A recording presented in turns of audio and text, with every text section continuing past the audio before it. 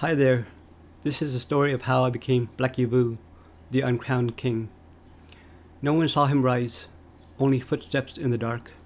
The stone angels never forgot. The Uncrowned King walks again. Not long before his passing, I had coffee with my dad. That's when he mentioned our royal lineage. My first thought was money, but he told me there was little, if any at all. The main reason I stayed in Hanoi for 3 months was to track down the remaining ancestors and hear their stories. I found a few. They're all living humble lives, and there's no database or paper trail to trace the lineage, just a few heirlooms. It wouldn't have meant anything officially anyway, just personally. That's also when I fell into a deep, dark hole, ended up in the hospital, and still use a walker to this day. There's no signal down in that pit, and the light from my phone was my only salvation. At one point, I swear I saw faces on the walls.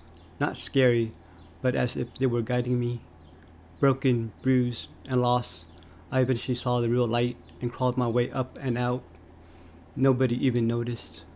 But that fateful time in Hanoi is when the fallen prince became a king, not by official title, but in spirit, and I will walk normally again, sometime soon. My caregiver in Hanoi helped me search for traces of my lineage, since my father left me no clues. I began at the imperial citadel of Tang Long, hoping for some kind of record and recognition, but it was a dead end. Eventually, she found a local historian who uncovered a few names and fragments of a forgotten branch said to reside in a remote province nearby. That's where I found him, and to my surprise, they remembered my father. They spoke of him returning once on crutches, after being shot in the leg, and in that moment, I knew I was in the right place. I didn't find riches, just connection. Somehow that meant more. I'll always be grateful to my caregiver. We'll stay in touch. And it just occurred to me, both my father and I once walked with assistance. Different wounds, same fate. He died an unknown, no royal honors, just another body among many. And I'll probably meet the same end, unless destiny has other plans for me. These are the Twin Lord's royal heirlooms, photographed while I was in Hanoi. Photos were allowed, videos weren't. Spirits are believed to reside in heirlooms and relics, and movement captures more than stillness. A video is more intrusive, more alive. Filming can disturb or awaken energies better left at peace. A photo is like a glance, a video is like staring, and the latter crosses a line. These are the beliefs of my ancestors, not my own, but it sounded reasonable.